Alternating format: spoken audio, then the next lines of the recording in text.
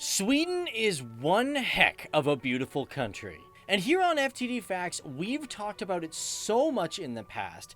As a matter of fact, you're reading the title right. This is actually our 5th episode talking about this great and amazing country. And it is a country that we just can't get enough of. There's so much information and so much to learn from it. It is a country that has a noble people who are not just peaceful, but work hard and know how to have fun. Hey everybody, how's it going? Welcome to FTD Facts. My name's Dave Walpole, and I don't know about you guys if you're really excited about this. It has been 11 months since we have done a facts on Sweden, and I was like, hey Leroy, my partner that does it with me, I was like, yo man, you know what? I think we need to go back and do some more Sweden facts. What do you think?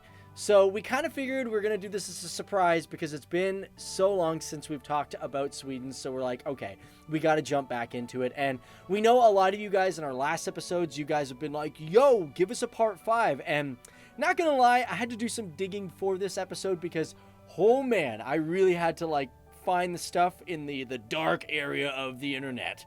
Yeah, had to do a lot of reading. So I hope you guys are excited to learn a little bit more about Sweden. Let's see how well this one does. Also, by the way, if you guys like this video, be sure to give it a big thumbs up because if we get more than 3,000 likes, we're going to do a part 6. We're just going to do it because it's just the way it is. Either way, also before we get in this video, be sure to leave a comment for other future FTD Facts videos. And also don't forget that this video is sponsored by Pirates of the Caribbean Tides of War, which I'll get into at the end of this video. So let's get started, guys. Let's find out more about Sweden. Oh yeah! Now, as we all know, Sweden has joined the European Union.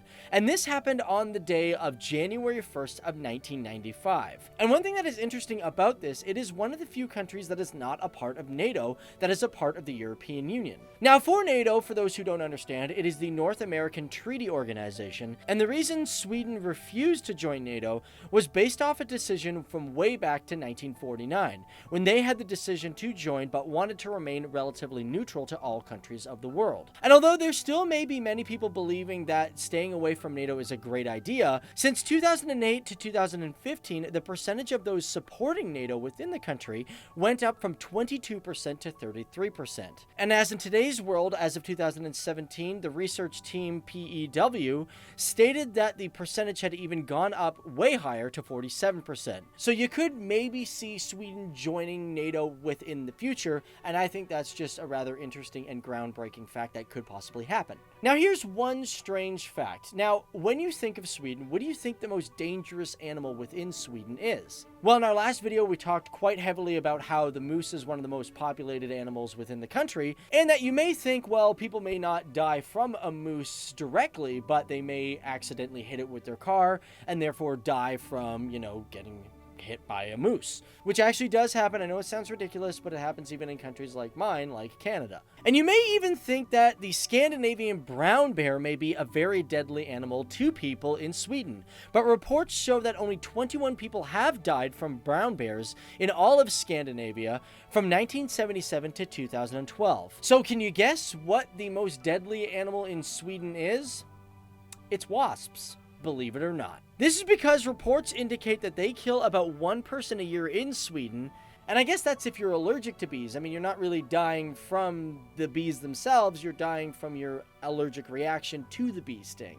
And speaking of animals, let's also talk about wolves. And although dangerous, believe it or not, it's very uncommon to see some of them in the wild, as there's not very many within this country. They estimate that the wolves within Sweden sit at only approximately 250. And for this particular species within Sweden, they are put on a protected list. And for that reason, they are not actually allowed to be killed unless they are continuously harming or injuring human beings. This is because the countries within Europe have been greatly trying to repopulate the wolf species. And for Sweden, it wasn't until about 1978 that wolves began, in a sense, recolonizing the country, after being gone from Sweden for nearly 12 years. So if we're going to talk about nature, we also need to really mention the fact that Sweden does really good with green and renewable energy. This is one thing that the people of the country should be extraordinarily proud of, because 52% of its energy comes from renewable energy sources, like windmills, solar, hydro, you name it, they got it. And because of this, it has the highest share rate of renewable energy of any European country within the European Union. Now, for this particular type of energy, about 95% of renewable energy comes from hydroelectric power. And with that, they have over 1,900 power stations that are strictly dedicated to hydro.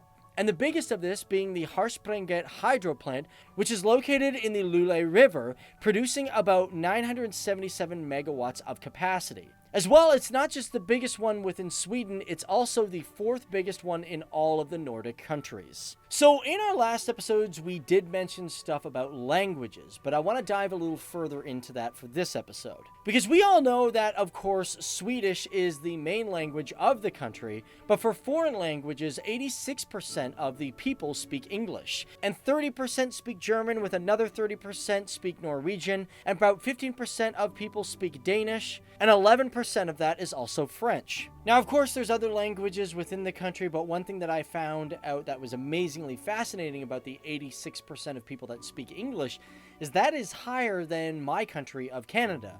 Now, keep in mind, I mean, my country has an entire province that speaks French, that's Quebec, so I guess that kind of counts. Either way, when it comes to its relation of English speakers, about 70% of people speak English in Finland, and Germany even has like 56%. So I'm just like, wow, that's crazy that Sweden has that huge high percentage of English speakers. It just threw me off, that's all. Now, speaking of languages, we cannot forget about the people of the Sami. And did you know that Sweden, because of the Sami people, they actually have more than one parliament? And in order to figure out why, we need to look at these people to begin with. Now, the Sami people are the indigenous people who lived in the region in the Arctic area for thousands of years. And for me, I want to dive further into these people because I just find their history very fascinating. Now, sometimes people refer to the Sami people as Laps or Laplanders, as in Lapland. I assume it's not really a derogative term because you're talking about a region, so hopefully I'm not offending anybody when I say that. But for these people, it is believed that they lived in the region for about 5,000 years, and even some petroglyphs have shown evidence of them being around the area since 10,000 BC. And in today's world, there's been no official census done on the people of the Sami, and it is believed that there's anywhere between 80,000 to 100,000 people across the countries of Sweden, Norway, Russia, and Finland, with about 40,000 people approximately living in Sweden. But then again, guys, it's just an estimate, no census. They just kind of like maybe, maybe not. They don't really know. Now, when I was talking about Sweden having two parliaments, for the Sami people, they had been officially recognized for their existence in 1989. And by January 1st of 1993, Sweden created the Swedish Sami Parliament. Also, guys, just letting you know, you might have heard me pronounce it Sami. You've also heard me pronounce it Sami. It probably just rolled right off the tongue, but from what I've heard, it's actually pronounced Sami more than Sami. So, I don't know. Feel free to correct me, because, I mean, I apparently always get pronunciations wrong when we do Nordic countries. And now, if we're going to actually talk about history, let's dive a little bit into the Swedish Empire. And one thing that I found very fascinating is when we think of Sweden, we think of, well, it's just a country that is in one area. We don't think of them really colonizing other places, but guess what? They actually did. They actually, in fact, had overseas colonies, believe it or not. For example, in America, they had New Sweden, which was just near the Delaware River from the years of 1635 to 1655. And for the Caribbean, they had multiple islands such as Guadeloupe from 1813 to 1814. And for that, Britain had invaded the country and ceded it to Sweden. Of course, there's the island of St. Bartholomew, and they gained that when the British exchanged the island to Sweden in 1784 for trade rights to Gothenburg. And it was only a few years after a devastating hurricane which hit the island in 1854, Sweden then turned and sold the island back to France in 1878. As well, they also owned the island of Tobago in 1733, which was short-lived, being foiled by the natives. But what I also found really fascinating is that Sweden also owned colonies in Africa. These colonies and forts were located off the Gulf of Guinea, and they were established anywhere between 1650, but were eventually taken back by Denmark in 1663. So there you have it, guys. That is just some great info on Sweden. Such an amazing country with a great amount of history and culture. And I hope you liked the facts, because we really had to dig hard into this one and learn more about its history, learn more about its culture, and and learn more about how this country operates as a whole. But my name's Dave Wapple. Thank you guys for tuning in. It's been a pleasure learning with you guys. And again, if you guys like this video and you want a part 6, well, hit those like buttons, because if we get over 3,000, yeah, we're going to try and do a part 6. I'm feeling like we're running out of facts here, but it's a huge country. We can find some. And on top of that, guys, just to remind you, this video has been sponsored by Pirates of the Caribbean Tides of War. Now, this is a really fun game, guys. I actually do have it on my phone. You guys should check it out yourself. It's great because you can recruit pirates, get yourself ships and little tiny navy, and conquer the entire world. It's really quite fun. So feel free to download it, guys. The link is in the description box below, and start conquering the world. Either way, guys, this has been our 5th time looking at the country of Sweden. And man, is it still amazing to find out many and more great things about what this country has to offer. Sure, it's had its ups and downs, good moments and bad moments, as does any person or country that exists in the world that we know of today.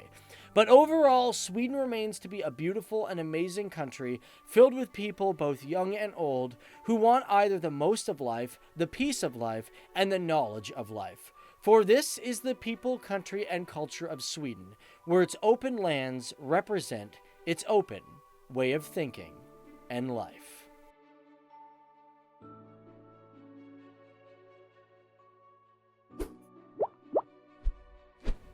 Alright, so before you guys get out of here, check out our other videos as well. We got some cool playlists on other countries, and hey, if you want to learn more about Sweden, you didn't get 1, 2, 3, and 4, yo, check that playlist out as well.